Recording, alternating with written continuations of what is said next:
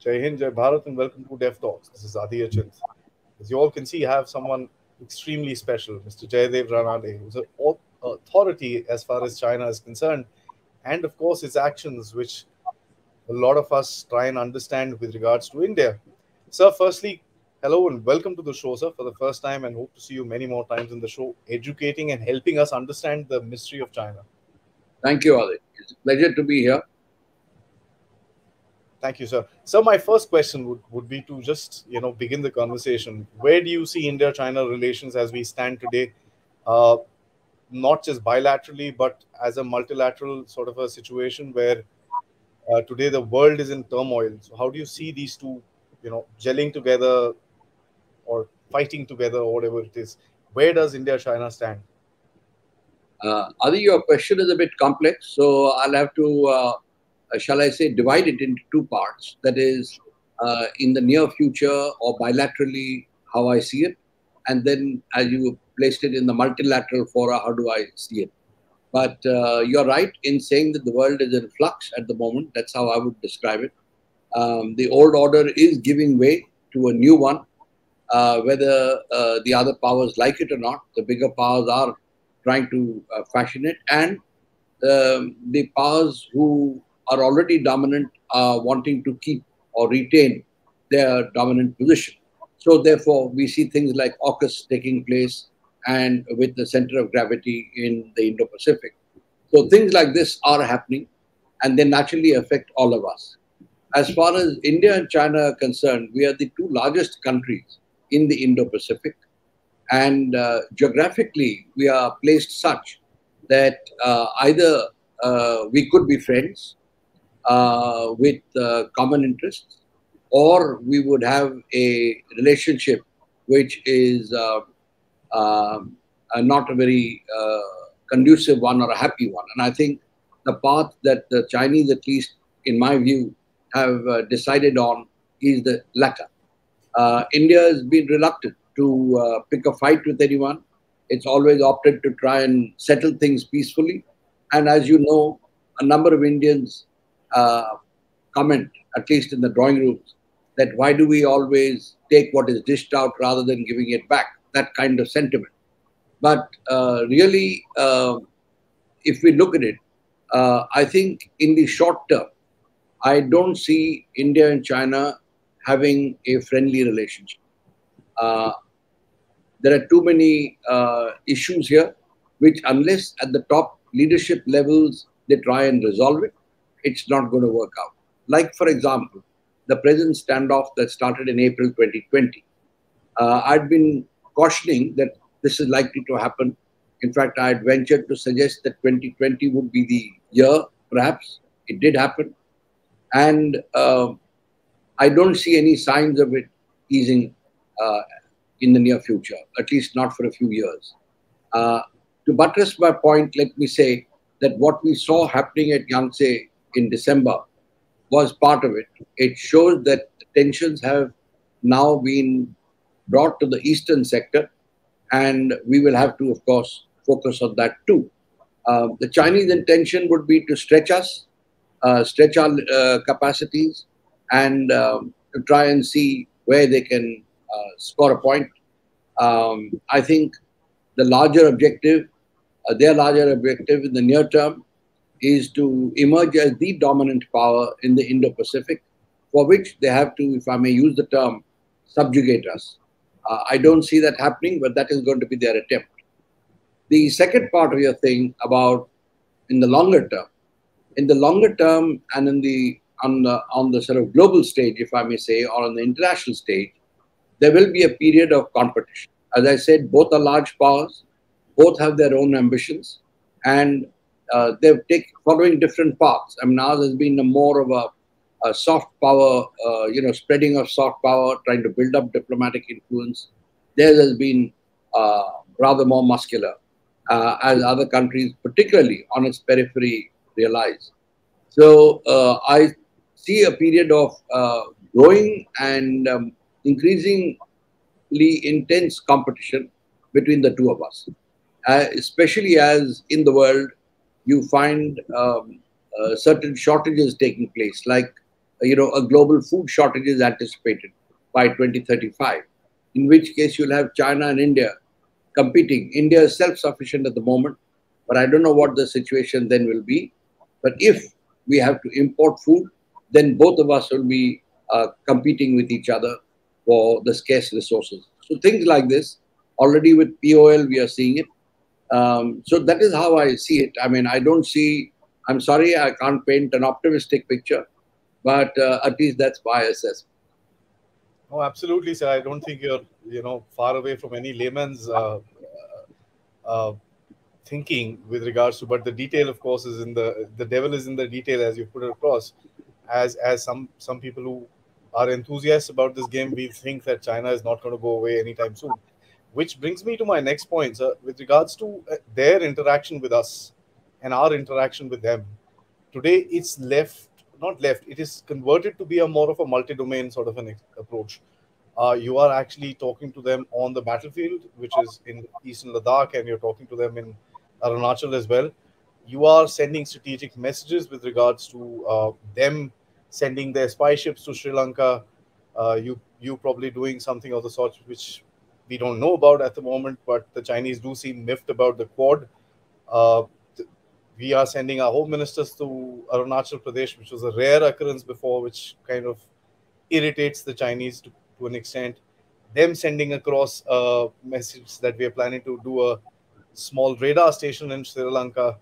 So there is this tit for tat on a multi-domain level. You're doing a global Buddhist conference, which of course doesn't bode well with them, and the Dalai Lama has been much in vogue in picture. His visits to Arunachal and interaction with the Taiwanese Buddhists for that matter. So there's been this multi-domain messaging, sir, with the current set of messaging, because this messaging has completely stopped to a certain time.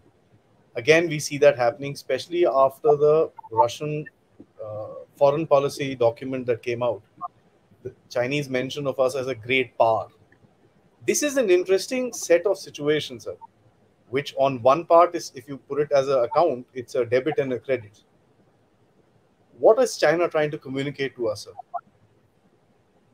Well, firstly, their references to us as great power, as a major power, these are intended to sort of make us feel happy about ourselves.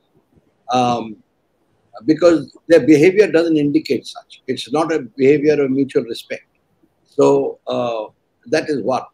The second, about this messaging, what if we look at it from the point of view that China is essentially trying to mark its areas of interest in a very clear fashion and indicate to everyone that they are not going to be deterred by other bilateral relationships that may have existed over time in the past. For example, you said Sri Lanka. Sri Lanka was an area where they didn't really come in for many years, and except a failed communist kind of insurgency that took place many years ago. But today they are moving into Sri Lanka. They are already in fact, they captured Rajapaksa and his government, things like this. So that's, intruding into our sphere of influence, if I may use a very old term. Similarly, in Nepal, you find them coming in and, in fact, dabbling in internal politics, which they never did till, some years ago. So I think it's more a question of China saying that, look, we are a major power. We are the biggest power here, rather. And, what we say goes. The message to us, the settled message to us is we don't mind your having influence in little pockets, but you will be subordinate to us. And we don't mind that. So obviously that is not something that is acceptable to us. And that is why the friction comes in. So I look at it slightly differently. I don't look at it so much as messaging as, if I may call it, fairly clear signals that of Chinese interest in certain places. Of course, we have also played our games, as you rightly pointed out. The Chinese came in, we got them out. That will go on. But The difference is that whereas the Chinese don't hesitate to use muscle, um, we don't use muscle. So in Sri Lanka, for example, the Chinese didn't hesitate to send a submarine. A submarine is hardly a ship of goodwill, there are no goodwill visits. So things like this. But they're facing a pushback. And I think let us see what happens over the course of time. They've got a lot of internal problems of their own. So I don't subscribe to the view either that China's rise is inexorable. I think we may see some fairly rapid and could even be dramatic downturns in the time to come. I'd like to leave that for the next question, but I want to ask you this before we get into China main itself. Is how does China look at a quiet India who wasn't into this, tit for tat sort of an actions? We've been also so-called crossing the red lines if you look at it from the Chinese aspect of it, and they don't seem very happy when you look at their representatives on Twitter and stuff like that. They're pretty vocal about it. How does China today look at India versus what we were, let's say, in 2020? Because in China's domain, with Xi Jinping being in a super hurry, I think 2 years would be a pretty large time for them to twist their policy a little bit. Yeah, you're right. Xi Jinping is a man in a hurry, and we have seen it since the time he took over in 2012. He's really put his foot on the pedal, as it were, in a number of areas, and thereby opened up a number of points of friction. Normally, countries sort of pick their fights. He seems to have picked a whole lot of them, set of them rather. But as far as India is concerned, I was intrigued by your remark, but how would they like a quiet India? And precisely that has been answered by, in fact, one of their leading South Asia specialists called Hu Shishang from a think tank called the Chinese Institutes of Contemporary International Relations, which is a think tank of their Ministry of State Security, their external intelligence arm. It's also called 11th Bureau of the Ministry of State Security. And he says that since 2014, India has become problematic. Now, if you correlate that, it is around that time that we began bolstering our defenses, and we began pushing for, shall I say, higher international profile. And that China viewed as competition. Before that, India was not doing it in their estimation, and they were quite comfortable. So I think and he also said another thing, in fact. He said that since the time the two countries became independent, a showdown was inevitable. So, which means that whatever we have done till now, all the agreements that we've signed, all the discussions we've had, has been that much deception, if that was their internal thinking. And I have no reason to doubt the gentleman when he says it, particularly when that article was published in Chinese, and as if, to ensure that it was not missed, it was also published in English. So, so I think they were making their point. It's quite interesting that the Chinese narrative towards India has kind of shifted, and we can see that because otherwise a comment about India and anything else was far and few between. Yeah. But in the white paper for security, India featured pretty prominently this time, which kind of tells me that they are worried about it, especially with the front opening up. I do hope it doesn't, but with things heating up in South China Sea, with the US taking a stronger position in the Philippines, and I think the game of circles has begun in the South China Sea and extending it into the Pacific. How does China look at India standing as pretty much a second front for it? I think if I were to sort of, or let me rephrase that, if we were to be a bit more adventurous along the border in Ladakh or wherever, and there are many places where I think we have an advantage, it would bring home to the Chinese leadership that they made a strategic miscalculation by doing what they did in April 2020.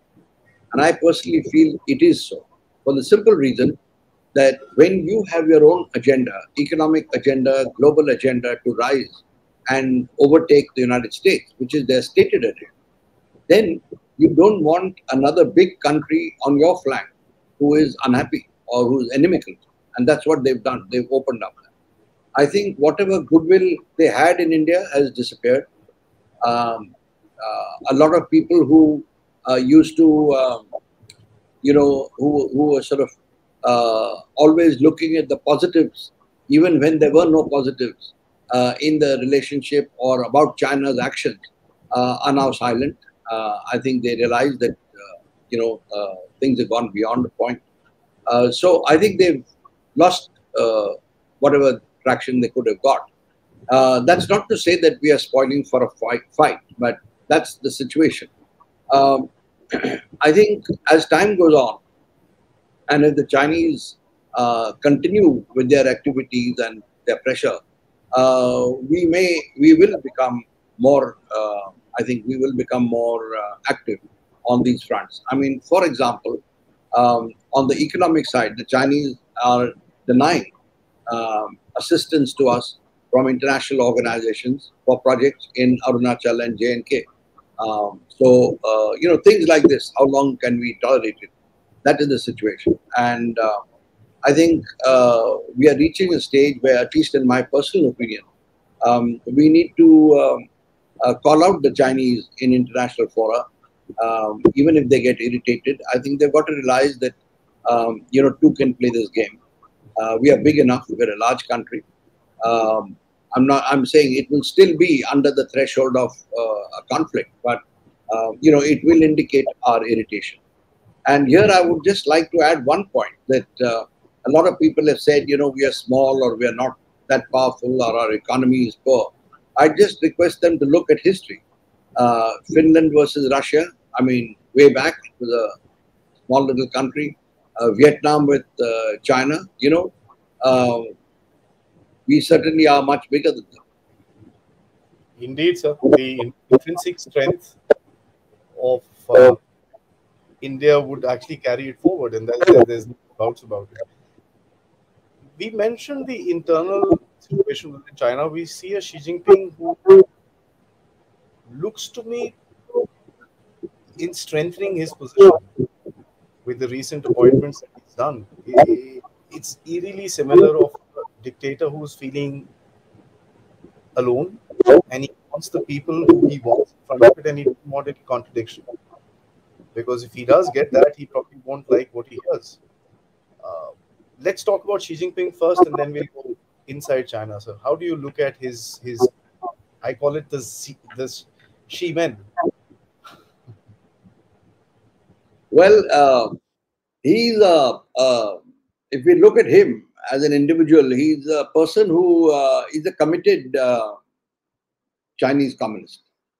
He has inherited, or he has inherited the ambitions, as he puts it, of his forebears, which is of making China great, and that's what his agenda is. They've been to those special schools where they tell the kids of leading cadres, the princelings as they are called, that they have to achieve this, to make China a great country as it used to be. And he's pushing that line. He's also pushing the line that the Chinese Communist Party must be supreme and must pervade every aspect of life in China. So you see that happening. In fact, at this National People's Congress of last month, you find the party assuming a dominant position in the government, a more overtly dominant position than it did. So this is one part. The second, you're quite right. While many observers feel that Xi Jinping has become very powerful, he can't be overthrown and things like this, you made a point, a subtle point, but still, that he's put his people there, but it's like a man who's alone. So, and that I think, if one looks deeper into what is coming out of China, what the Chinese are writing, including the official media, you pick up that sense. Because there are repeated references to purges in different organizations. He's putting his people but carrying out a purge, and there is a campaign to uncover so-called, and I put it in quotes, double-faced cadres, quote-unquote political liars, things like this. And, this has been going on since 2017. It has picked up pace since 2019, 2020, before the party congress. So, and now after the party congress, one would have expected that such comments would have subsided in the Chinese media. But in fact, they are still there, and they keep surfacing, which means that he is not yet secure. And he's introduced a whole lot of things, including putting the 7 members of the Politburo Standing Committee, who are again all his men, under surveillance, and telling them to submit written reports of what they've been doing in the past month to him personally. So this has been extended to the entire Politburo of 24 people. Now, these are the guys who govern China, who run China. And I think, to my mind, this indicates that he's suspicious that at some point they may start plotting against him. And this is the precaution that he's taking.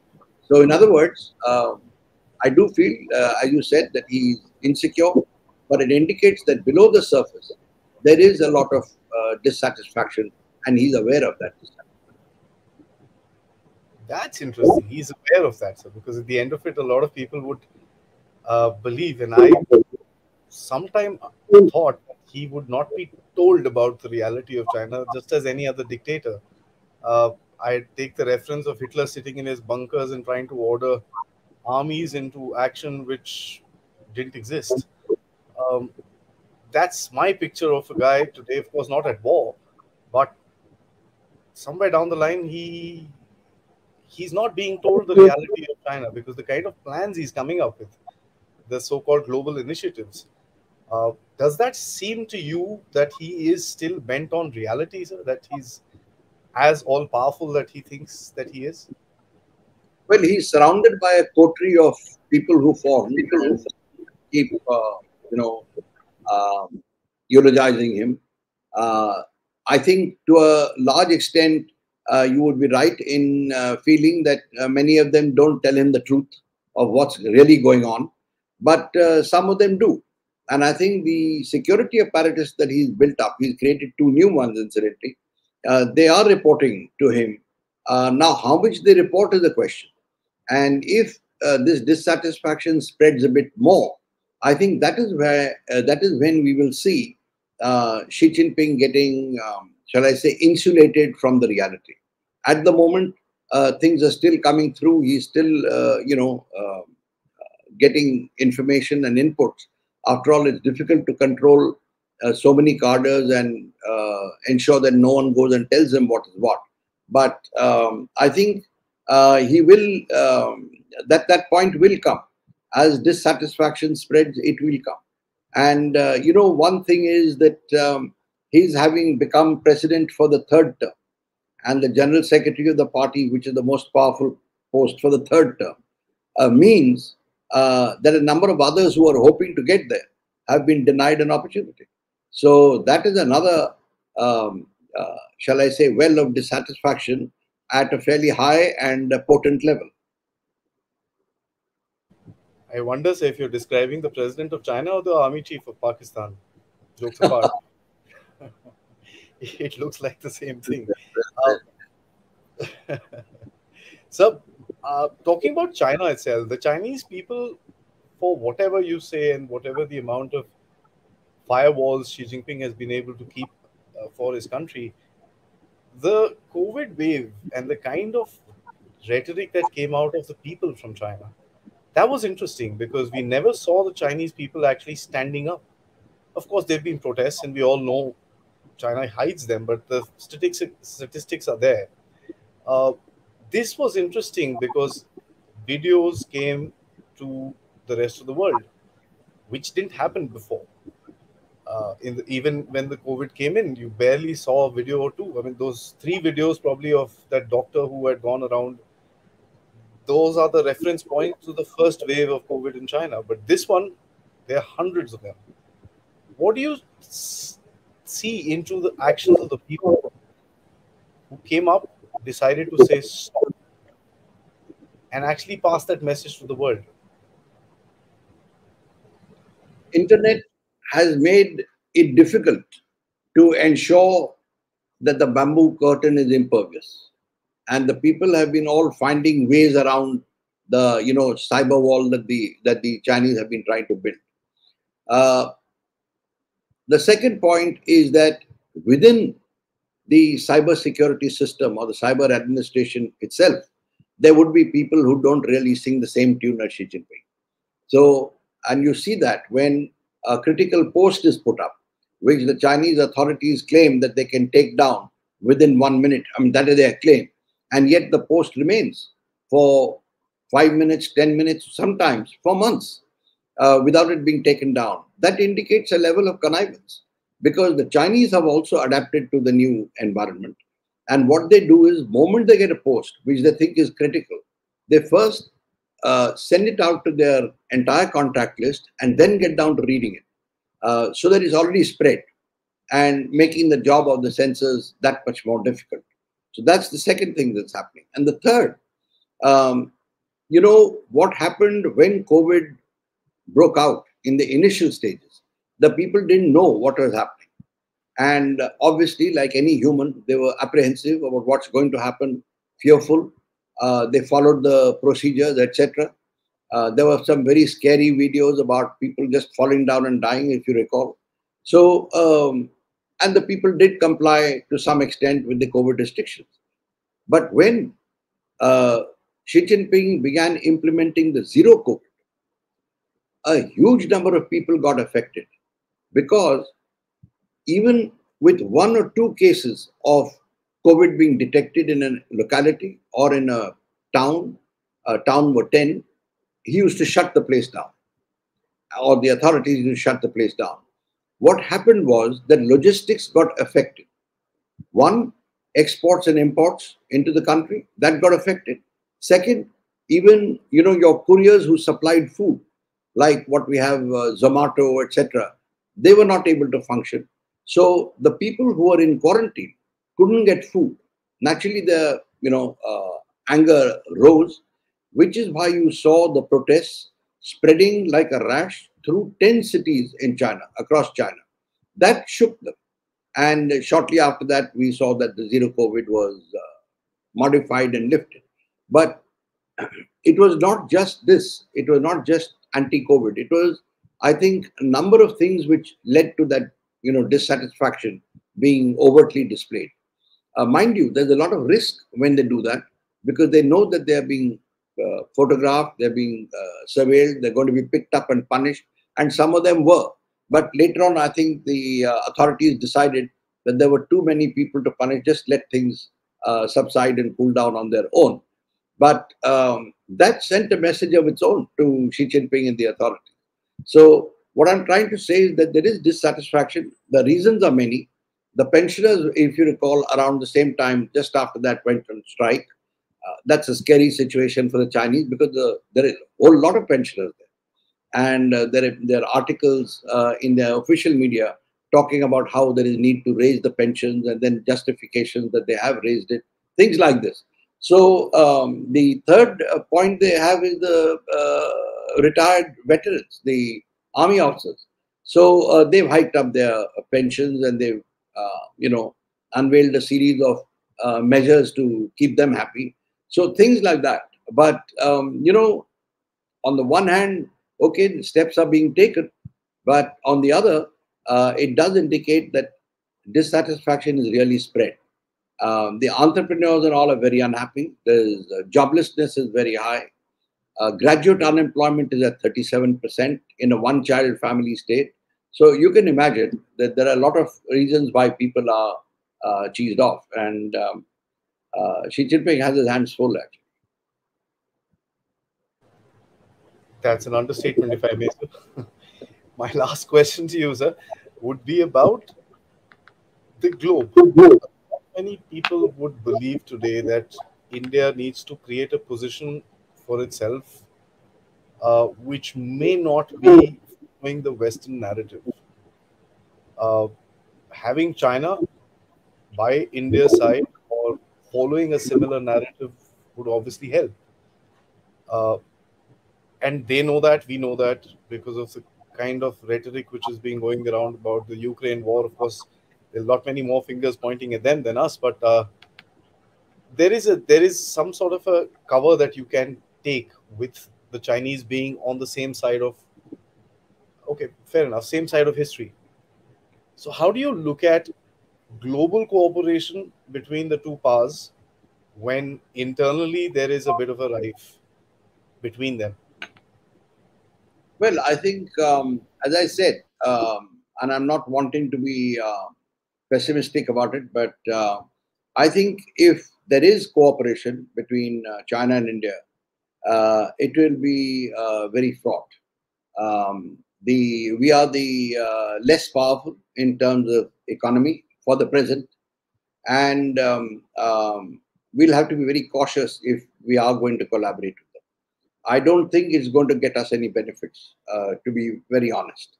Of course, our diplomats may decide to take some steps so that to keep temperatures cool and feathers unruffled. But I don't think that will gain us any benefits. The second point is, the big powers. Yes, they are looking both at China and India. To an extent, they're probably pleased, or their deep state is pleased that the two are not getting together. Otherwise, we'd have been a very powerful and potent force for change. So to that extent, it's good. But if we look at it purely from India's point of view, we need to grow, and we need to accelerate the pace of growth.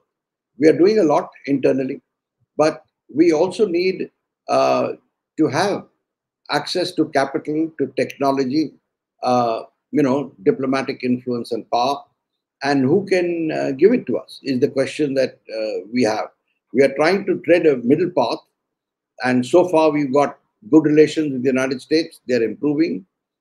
We kept our relationship with Russia. We have a bad relationship with China. And I think, as time goes on, and if the Chinese do intensify their pressure on us, we will have to look for closer cooperation with the United States. And mind you, let me qualify, I'm not talking about an alliance.